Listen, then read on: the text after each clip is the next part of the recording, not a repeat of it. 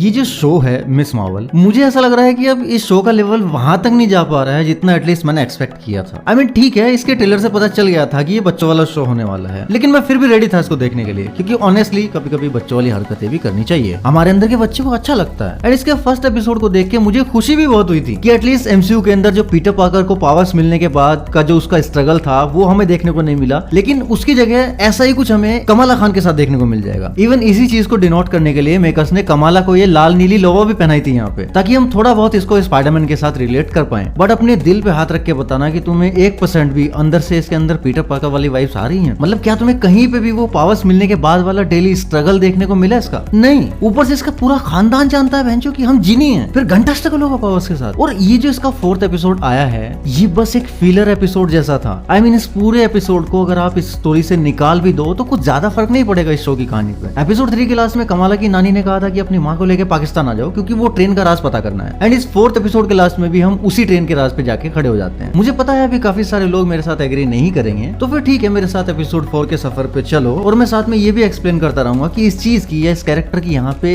जरूरत थी या नहीं, और कितनी जरूरत थी। तो एपिसोड की शुरुआत में ही हम देखते हैं कि कमाला अपनी माँ के साथ फ्लाइट में सवार है पाकिस्तान जाने के लिए, और जैसे वो लोग कराची पहुंचते हैं, वो वहाँ एयरपोर्ट पे उसके ऊपर गुलाब के फूलों की बारिश से उसका स्वागत किया जाता है, और पीछे एक ढोल वाला ढोल बजा रहा है। अब वैसे तो मुझे थोड़ा ज्यादा लगा ये सब, कुछ ज्यादा ही बॉलीवुडिया हो गया, बट ठीक है, हजम कर लेंगे इसे भी। बट इसके बाद से जो बकचोदी चालू हुई है ना पूरे एपिसोड में, वो बिल्कुल ना काबिले बर्दाश्त। मतलब ठीक है, तुम कितना भी पढ़ लिख लो, कहीं भी विदेश में जाके नौकरी कर लो, कितने भी बड़े अंग्रेजी बाबू बन जाओ, लेकिन जब वापस अपने माँ बाप के, अपने बुजुर्गों के पास वापस आते हो और उनसे बातें करते हो, तो अपने आप अंदर से तुम्हारी खुद की नेटिव लैंग्वेज निकलने लगती है। भाई मेरे साथ तो ऐसा ही होता है, और अगर नहीं निकलती तो वो बनावटी लगती है, फेक लगता है, उसमें वो ऑथेंटिसिटी नहीं होती। और यहाँ पे लोग घर में बैठ के आपस में भी हिंदी और उर्दू में बात करने की बजाय वो उसकी अंग्रेजी की बात चोद रहे हैं। कोई लॉजिक है इस बात का? अब देखो, लास्ट एपिसोड में ट्रेंडिंग्स को दिखा के उसका कनेक्शन मिस मार्वल के साथ दिखाने की कोशिश की थी, तो यार उसी से कुछ सीख लेते। उस पूरी मूवी में जब भी 2 नेटिव चाइनीज लोग इकट्ठे होते थे तो वो लोग अपनी खुद की लैंग्वेज में बात करते थे, न कि अंग्रेजी की टांग तोड़ते थे। उस मूवी का पूरा नरेशन ही मैंडरिन से शुरू हुआ था। स्टार्टिंग का वो नरेशन का पूरा सीक्वेंस कि कैसे वेनवू ने वो चूड़ियां हासिल की और कैसे उसने अपनी पूरी ऑर्गेनाइजेशन खड़ी की, ये पूरा का पूरा नरेशन मैंडरिन में था। नीचे थिएटर में सबटाइटल चल रहे थे अंग्रेजों के लिए कि बड़ा भोसड़ी है खुद, क्योंकि उस पूरी मूवी के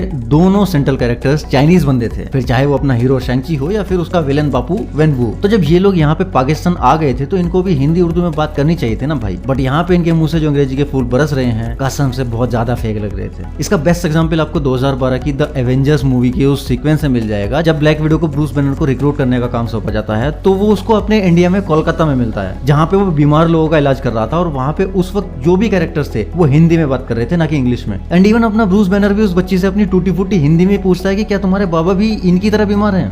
मेरे बाबा की तरह। तो ये नेटिव लैंग्वेज का जो खेल है, इसको कहाँ पे यूज करना है, किस तरह से यूज करना है, ये चीज दर्शकों की नजरों में सिनेमा की ऑथेंटिसिटी को बढ़ावा देती है। और यही तो वो सबसे बड़ी चीज है जो कि दर्शकों को स्क्रीन से बांधे रखती है, ऑथेंटिसिटी। और इसी चीज की धज्जियां उड़ा रखी है इस पूरे एपिसोड ने। रुको जरा, आगे देखते रहो और क्या क्या मिलेगा। फिर आगे हमें लोकी के ही लोगों की तरह मिस मार्वल के लोगों के भी काफी सारे ट्रांजिशंस देखने को मिलते हैं, जो कि डिफरेंट चीजों को डिनोट करते हैं। जैसे कि ये वाला लोगो पुरानी हिंदी पिक्चरों के पोस्टर्स को दर्शाता है, ये वाला department of tourism government of Pakistan को थैंक्स बोलने के लिए है, जो कि ये शो करता है कि ये जो सीन था एक्चुअल में वो कराची एयरपोर्ट का ही था। ये वाला लोगो एक नान पे बना हुआ है, जो कि वहां के रोड साइड खाने की तरफ इशारा करता है। ये वाला लोगो रेड डैगर ग्रुप को डिनोट करता है, जो कि आगे हमें एपिसोड में देखने को मिला। और ऐसे ही कुछ रंग बिरंगे वर्जन्स इस लोगों के हमें देखने को मिलते हैं, जो कि आप लोग भी वीडियो को पॉज करके देख सकते हैं। एंड मुझे वीडियो के कमेंट्स में बताना कि तुम्हें किस किस का मतलब समझ आया। तो ये लोग कराची में अपने पुश्तैनी घर पहुंचते हैं। कमाला की नानी ने पार्टीशन के टाइम की कुछ यादें, उस वक्त के कुछ पुराने अखबारों और खुद की बनाई हुई कुछ पेंटिंग्स के जरिए सहेज के रखी हुई है, और वो अपनी माँ यानी कि कमाला की परनानी की खुद की बनाई हुई एक पेंटिंग उसको दिखाती है, जो कि इतना ऑब्वियस था कि क्लियरली पता चल रहा था कि आने वाले एपिसोड में जब कमाला को उसकी परनानी दिखेगी तो वो उसको तुरंत पहचान लेगी, just because of that painting. फिर इन दोनों के बीच में इनके जिन होने को लेकर बातें शुरू हो जाती हैं, और हमें पता चलता है कि कमाला की नानी के बापू ने ही कमाला की नानी को बताया था कि वो भी जिन है। एक मिनट, ये लाइंस तो अपने यहाँ होने वाले कॉम्पिटिटिव एग्जाम्स में आने वाले रीजनिंग के सवाल जैसी होगी ना? नहीं,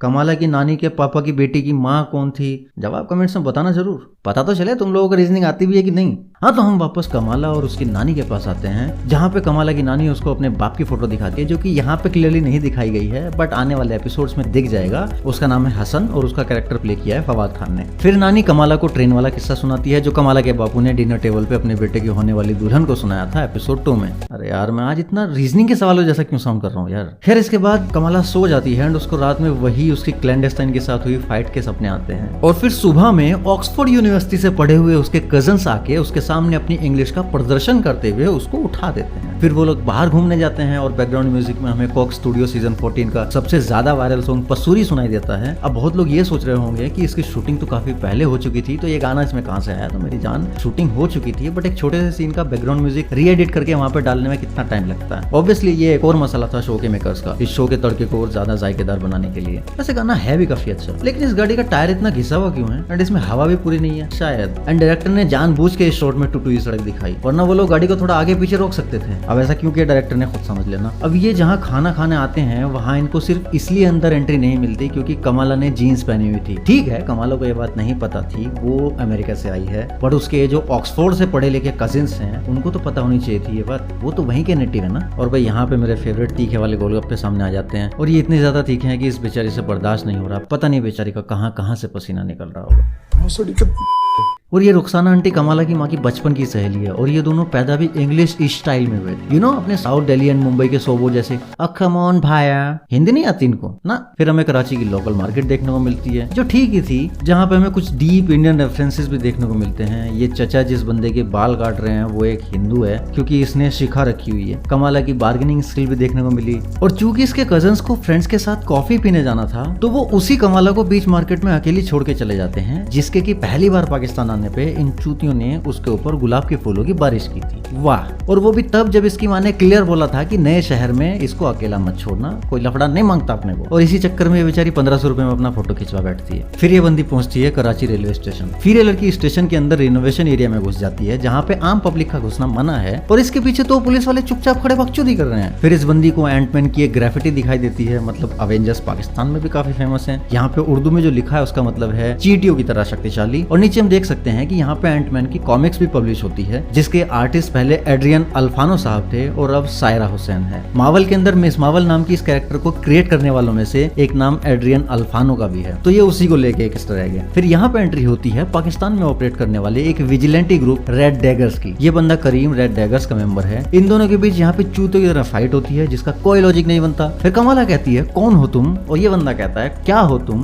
कौन हो तुम, क्या हो तुम। अब बोलो, ब्रह्मास्त्र की कॉपी मार ली मिस मार्वल ने। फिर ये बंदा कमाला को लेके ABC चाइनीज रेस्टोरेंट पहुंच जाता है। अब वहां पे कमाला को उसके फेवरेट एक्टर शाहरुख खान की फेमस मूवी डॉन का डायरेक्टर मिलता है। अरे फरहान अख्तर, मतलब कि वलीद, जो कि रेड डैगर ग्रुप का लीडर है। और फिर वलीद कमाला को नूर डायमेंशन के बारे में बताता है कि अगर ये बेंगल क्लैंडस्टाइन के हाथ लग गया तो नूर डायमेंशन हमारे वाले डायमेंशन को टेक ओवर कर लेगा। और उस बेंगल पे जो लिखा था वो पहली बार उसको पढ़ के सुनाता है, जिसका मतलब है कि तुम्हारी मंजिल खुद तुम्हें तलाश कर रही है। फिर फर्स्ट टाइम DODC की सुपरमैक्स प्रिजन हमें दिखाई जाती है, जहाँ पे DODC वाले सुपर ह्यूमंस को पकड़ के ले जाते हैं। टोनी स्टार्क के बाद DODC का पूरा कंट्रोल अब US गवर्नमेंट के हाथ में है, एंड यही प्रिजन हमें शी हल्क सीरीज में भी दिखाई देने वाली है। और यही DODC के लोग क्लैंडस्टाइन्स को ले जा रहे थे कि वो लोग इन पे अटैक कर देते हैं एंड इनसे बच के वहां से भाग जाते हैं। जहाँ पे कमरान की माँ खुद अपने बेटे को छोड़ के चली जाती है कि इसने खुद अपनी साइड चुन ली है, अब ये वहीं जाएगा। मतलब समझ रहे हो, नजमा का कैरेक्टर बहुत लेयर्ड कैरेक्टर है भाई, और आने वाले एपिसोड में इसकी और भी परतें खुलेंगी। और DODC वाले इस पूरे सीक्वेंस में मैं बस यही उम्मीद कर रहा था कि अबोमिनेशन की एक झलक देखने को मिल जाए, बट मार्वल वालों ने यहाँ पे पैसे बचा लिए। फिर करीम कमाला को रात में बीच पे घुमाने ले जाता है, और ये शायद से क्लिफ्टन बीच है। ये लोग रात को यहाँ पे बोनफायर जला के गिटार लेके गाने गाते हैं और बिरयानी खाते हैं। और ये सब लोग नेटिव पाकिस्तानी हैं, लेकिन सब ऑक्सफोर्ड के चौधे हैं, खाली गाना हिंदी में गाते हैं। दूसरी तरफ कमाला की माँ और उसकी नानी घर पे बिल्कुल अकेली हैं, और उन दोनों के बीच का जितना भी सीक्वेंस था वो खाली इंग्लिश की वजह से बिल्कुल भी ऑथेंटिक नहीं लग रहा था, लिटरली। नेक्स्ट डे कमाला फिर से रेड डैगर के हाइड आउट पे जाती है, जहाँ पे वलीद उसको एक कार्डिगन टाइप टाइप का देता है जो कि मुझे लगता है शायद आयशा से रिलेटेड है कहीं ना कहीं। और यहाँ पे कमला ने वही 500 रुपए वाली कुर्ती पहनी हुई है जो उसने लास्ट डे मार्केट में खरीदी थी। तभी वहाँ पे नजमा एंड गैंग पहुंच जाता है और उन लोगों पे अटैक कर देता है, जहाँ पे एक अच्छा खासा चेजिंग सीक्वेंस हमें देखने को मिलता है मार्केट में, जो कि ठीक ही लग रहा था देखने में, इतना बुरा नहीं था। बट इस सीक्वेंस का सबसे बुरा पार्ट था वलीद के डेथ। मतलब इसको इतने चूतिया तरीके से मारा है ना यार, क्या मैं बोलूं। डिज्नी दंडवत प्रणाम है तुम्हें यार। अभी उसको पीठ पे 2 चाकू लगे और वो मर गया और खून गया तेल लेने। चलो मान लिया वो इंसान था, मारा गया, लेकिन आगे रेड डैगर वाला करीम इस गधा वाले जीनी को भी इसकी पीठ में चाकू मार के मार डालता है और यहाँ पे खून गया तेल लेने। अभी भोसड़ी के जिन है वो 2 चाकू से मर गया। ये जीनी लोग भी सोच रहे होंगे कि हम अमेरिका में ठीक थे यार, कम से कम जी तो रहे थे, ऊपर से जवानी के मजे भी ले रहे थे इतने साल से। इस चूते ने मरवाया भी तो कहाँ, पाकिस्तान में लाके। फिर नजमा अपने डैगर का अटैक कमाला के बैंगल पे करती है एंड कमाला टाइम ट्रेवल करके एक रेलवे स्टेशन पहुंच जाती है पार्टीशन के टाइम पे, जहाँ से कराची के लिए लास्ट ट्रेन निकलने वाली थी। अब देखो ये कोई टाइम ट्रेवल नहीं है, it's just a kind of vision. उसको वहाँ पे क्या हुआ था ये बैंगल की पावर्स की वजह से दिखाई देगा, बट उन लोगों के लिए वो वहाँ पे नहीं होगी। और यहाँ पे मुझे सबसे ज्यादा डर इसी बात का लग रहा था कि वहाँ पे जो लोग थे उन लोगों को ये इंग्लिश बोलते हुए ना दिखा दे भाई। बट थैंक गॉड उस वक्त लोग हिंदी में ही बात कर रहे थे। और उस वक्त का स्टेशन का नजारा काफी वाइड एंगल से दिखाया है डायरेक्टर ने, काफी लार्ज स्केल पे, जो कि देखने में काफी ज्यादा ऑथेंटिक लग रहा है। बट अब इसका नेक्स्ट एपिसोड बहुत ज्यादा रिस्की होने वाला है, क्योंकि अब ये दिखाएंगे पार्टीशन के टाइम पे वहाँ क्या चल रहा था। और अगर वो इन्होंने ज्यादा फिक्शनलाइज करने की कोशिश की और उसमें हिस्टोरिक ऑथेंटिसिटी दिखाई नहीं दी तो और किसी का तो पता नहीं, मैं खुद मार्वल वालों को बहुत गालियां देने वाला हूँ। देखो भाई अपना उसूल है, तारीफ के काबिल काम करोगे तो भर भर के तारीफ करेंगे, बट अगर गालियां खाने का काम करोगे तो गालियां भी पड़ेंगी। अब एक जरूरी अनाउंसमेंट आप लोगों के लिए, जो लोग मुझसे या आपस में पर्सनली जुड़ना चाहते हैं, खासकर उनके लिए। अगर आप लोगों को मार्वल, डीसी, द बॉयज या फिर कोई और दूसरे सुपर हीरो फैंटेसीज या फिर कोई मूवीज के बारे में बात करना अच्छा लगता है, पॉप कल्चर से रिलेटेड कुछ डिस्कस करना अच्छा लगता है और आपके पास कोई नहीं है बात करने को, तो मेरे पास इस समस्या के 2 समाधान है, टेलीग्राम एंड क्लब हाउस। आप देखो ये कोई स्पॉन्सर्ड वीडियो नहीं है, इतने अच्छे दिन नहीं आए हैं भाई अभी, आ जाएंगे फ्यूचर में। ये बस मैं तुम सबको अपने लिए बता रहा हूँ, मुझे भी आप सबसे पर्सनली जुड़ने में मजा आएगा। तो अगर आपको खाली टेक्स्ट के जरिए मुझसे जुड़ना है तो आप मेरा टेलीग्राम वाला ग्रुप ज्वाइन कर सकते हैं, वहाँ पे भी हम ये सब कुछ डिस्कस करते रहते हैं। एंड इससे भी ज्यादा इंटरेस्टिंग अगर आप वॉइस के थ्रू मुझसे जुड़ना चाहते हैं तो प्ले स्टोर पे एक ऐप अवेलेबल है, क्लब हाउस। एप्पल स्टोर पे है नहीं, चेक कर लेना भाई, उसको डाउनलोड करो, लिंक मैं डिस्क्रिप्शन में डाल दे रहा हूँ, वहाँ पे आप मुझसे डायरेक्ट जुड़ सकते हैं। एंड मेरा लेट्स टॉक पॉप कल्चर नाम से एक रूम है, उसको ज्वाइन कर सकते हैं, जहाँ पे हम वीक में एक बार एक काइंड ऑफ ऑडियो पॉडकास्ट पे बात कर सकते हैं। अगर आप लोगों का रेस्पॉन्स अच्छा रहा तो उस पॉडकास्ट को वहाँ पे रिकॉर्ड करके उसको प्रॉपर्ली प्रोफेशनली एडिट करके मैं यहाँ अपने यूट्यूब चैनल पे भी डाल दिया करूंगा। तो इंडियन सुपर हीरो कम्युनिटी में ये पहली बार होगा जब कोई क्रिएटर डायरेक्ट ऑडियंस के साथ पॉडकास्ट किया करेगा। डेट एंड टाइम बाकी की अपडेट्स मैं वहीं रूम में और टेलीग्राम ग्रुप पे अपडेट करता रहता हूँ टाइम टू टाइम। तो Telegram link and club house room link दोनों नीचे डिस्क्रिप्शन में है। और एक खास बात, ये दोनों ही सेफ है बिल्कुल, एंड इनमें से किसी में भी आपका नंबर किसी के साथ शेयर नहीं होने वाला। तो आप मेल हो, फीमेल हो, जीमेल हो, जो कोई भी हो, जो भी साथ में जुड़ना चाहे वो बेझिझक साथ में जुड़ सकता है। अब तुम बताओ तुम्हारे क्या विचार हैं मेरी इस वीडियो के बारे में, इस पूरे मुद्दे के बारे में, और मैं जो पॉडकास्ट की बात कर रहा हूँ उसके बारे में। जो भी दिल में हो कमेंट्स में खुल के उगल दो। और अगर वीडियो अच्छी लगी तो उसको लाइक जरूर करना भाई, एंड सब्सक्राइब जरूर करना, क्योंकि 5000 करने हैं थोर लव एंड थंडर मूवी के आने से पहले, याद है ना। देख लो भाई टारगेट है, और टारगेट उन्हीं लोगों को दिया जाता है जिनसे इंसान दिल से प्यार करता है। बाकी अगर अपने दिल की कोई पर्सनल बात मुझसे करनी है तो आ जाओ टेलीग्राम पे, वरना मैं मिलता हूँ नेक्स्ट वीडियो में। तब तक के लिए सायोनारा।